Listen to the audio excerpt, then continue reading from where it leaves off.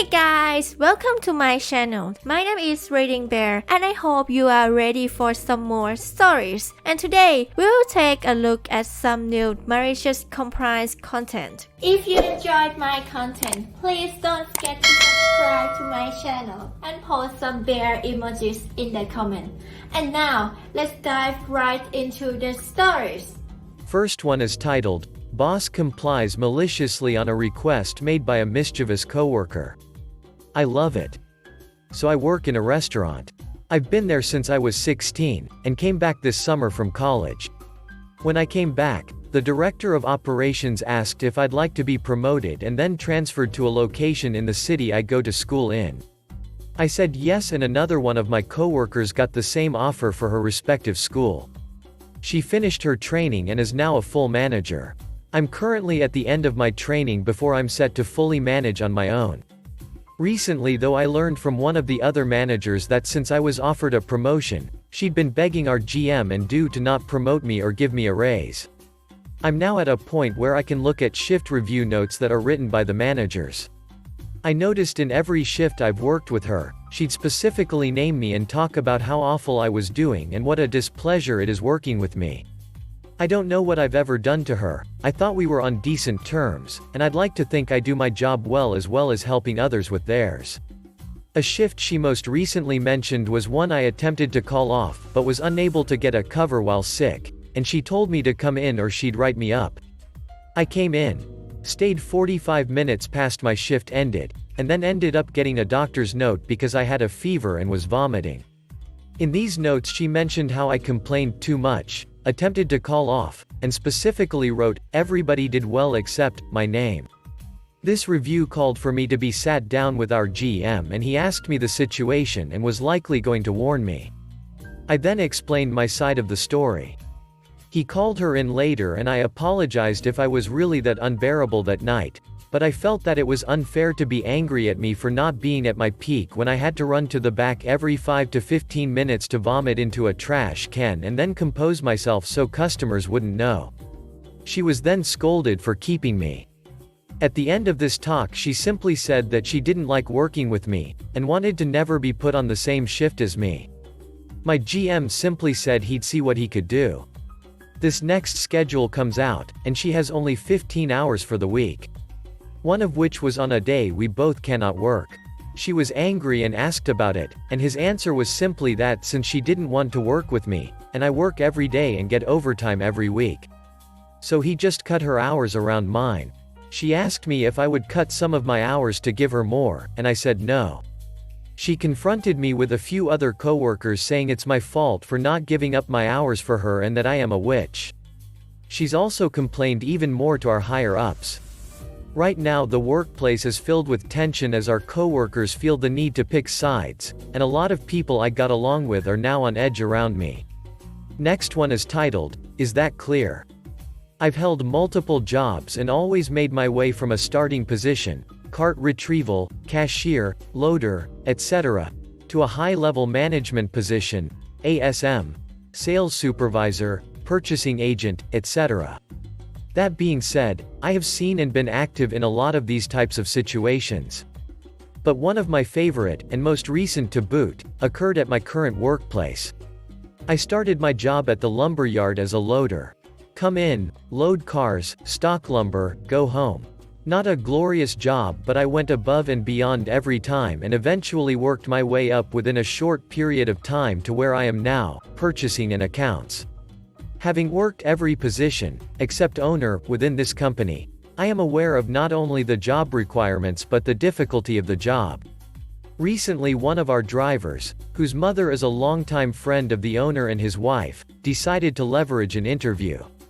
He no-showed for 3 days, and on the 4th day he came in with an offer. He was going to take the other job unless he had an increase in pay. They terminated a fellow employee he did not like. He regularly called out the driver on his mistakes, became the yard manager and became the dispatch manager. Now both of those are full-time jobs, but he held the belief that not only could he do both at once, but also continue driving. Management agreed to his terms. Now, fast forward a couple months and all our new guys are slackers. Because I have done everything before I have been asked to help out where I can. What this translates to is I have to pick up the slack of others, leaving me almost no time for my assigned job. But I make do. Recently I have been trying to lead the yard into doing better, but my plans and efforts get thwarted by a new guy with an attitude. This person always finds a way to piss everybody off, including me.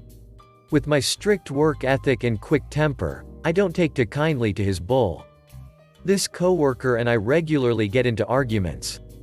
Finally one day we get into a pretty big yelling match about how he can't tell me he has done his job if I'm in the middle of doing the thing he claims to have done.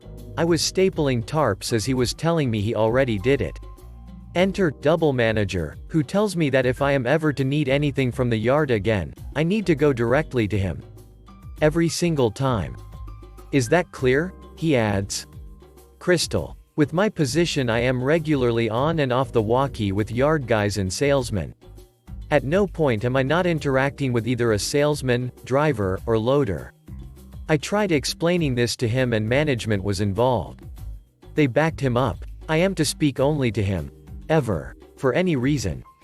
So, for the following 2 weeks I referred to him for everything. I was on the walkie roughly every 30 seconds. When he wasn't in the yard because of deliveries, I called his cell, even on his days off. After 2 weeks, I get pulled into a meeting. I am told that my attitude needed to change, at which I reminded them that I was told to turn to him for everything. A heated discussion later and he has left his management positions. Next one is titled, Kids Ask for Chocolate Over Ice Cream, Mom Complies. This happened earlier today at the grocery store. A mom was in line in front of me with her 2 young daughters. Neither could have been older than 8.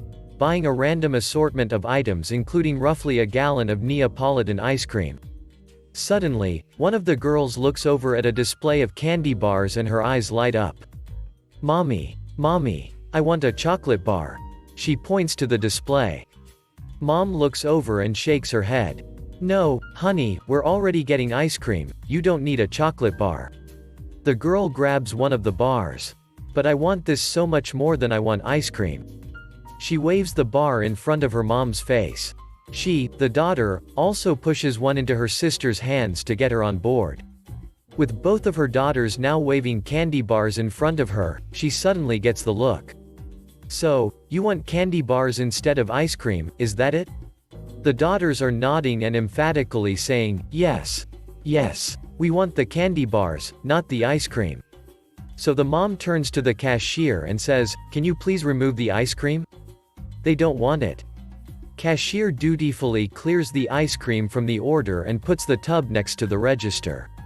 She tells the mom her total and is handed the money.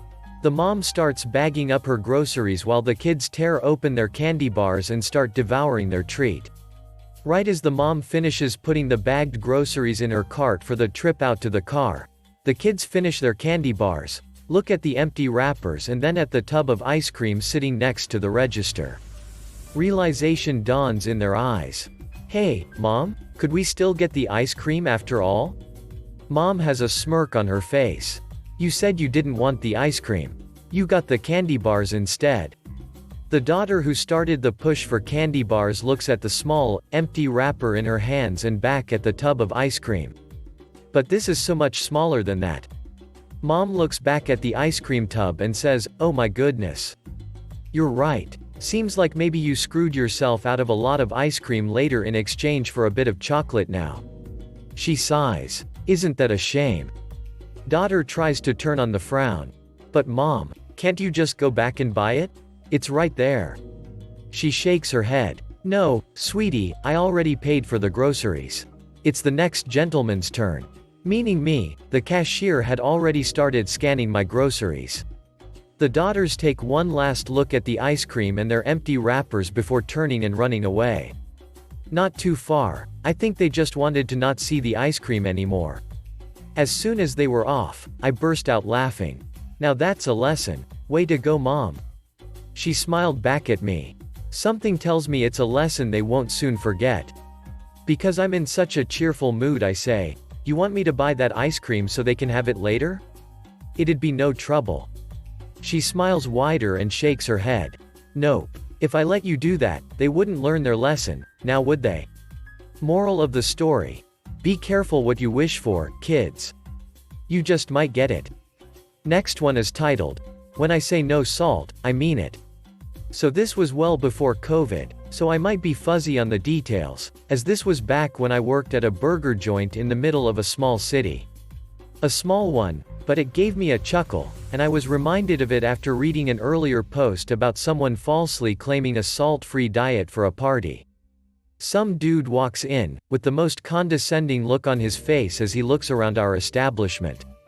We advertised as a place which catered to dietary needs, including vegetarian, vegan, organic, and religious diets, and this dude at least doesn't look like the type such a place caters to, but I don't get paid to judge. He orders a typical burger, the joint's default, but with no salt on the patties. Not a problem, people have done this before, we easily prepare an unsalted double patty burger. This time, however, when he bites it his face is a look of disgust. Me. Is something wrong, sir? Customer. There's way too much salt on this burger. Me. That's strange, we didn't put any salt on your burger, as you asked. Customer. As if. When I say no salt, I mean it. I am on a no salt diet as per my doctor's orders. Me. Oh really? Well, why didn't you say that to begin with? Let me just make a new burger for you. QMC. Our place had special policies the moment a medical history or specific diet was mentioned. 4 minutes later, handing him a lettuce-wrapped double patty with no pickles or bacon. Customer. The duck is this shit? This isn't a burger. Me. Actually sir, it is a properly salt-free burger, as you requested. Customer. But there's not even a bun. Me. Our burger buns are made with salt. Customer. Now studying the burger closely. Where are the toppings I asked for? Me. Our bacon and pickles are both heavily salted. Since your salt-free request is a result of a dietary restriction, not just a request, we are obligated to remove any instances of the ingredient in question. Don't worry, we didn't charge you for the bacon. The customer then bit into the burger, stating that it was terrible. Not just that the lettuce wrap was far inferior, but that the meat was tasteless. Well, I'm sorry sir, but not only did you ask for no salt, hence the tasteless, you triggered our establishment's dietary policy by making your request based on a medical need. My manager had to explain to him that if he wanted a new burger, he would have to pay for it. Next one is titled, My Problem Is Now Your Problem. My best friend does park maintenance, habitat restoration in an urban park. She finds all sorts of wild stuff, including drugs, drug paraphernalia, and occasionally hypodermic needles. There used to be a city task force that would come collect them, but it was discontinued. My friend would pick them up and dispose of them as safely as possible to reduce risk for park users. Eventually, she decided to ask the building manager, not her supervisor, but the person in charge of the facilities for the building she works out of, to install a sharps container in the bathroom, which park users have access to. He refused on the grounds that it would encourage drug use. Counter-arguments to the point were unsuccessful, as was pointing out that not having a sharps container endangered her and the custodians who took out the trash. So, she started bringing the needles to him whenever she found one, and asking him to dispose of them. It only took about 5 needles before he installed a sharps container in the bathroom. Next one is titled, I Staff Sergeant. So we were on our way to a funeral in full dress blue alphas, but a lot of us had been working nights and hadn't had time to get new buckles, lint rollers, EGAs, etc., so we made a PX run, stop at a store that has these things, with the most serviceable of our items. I was a Lance Corporal at the time, and working the register was MCCS Staff Sergeant.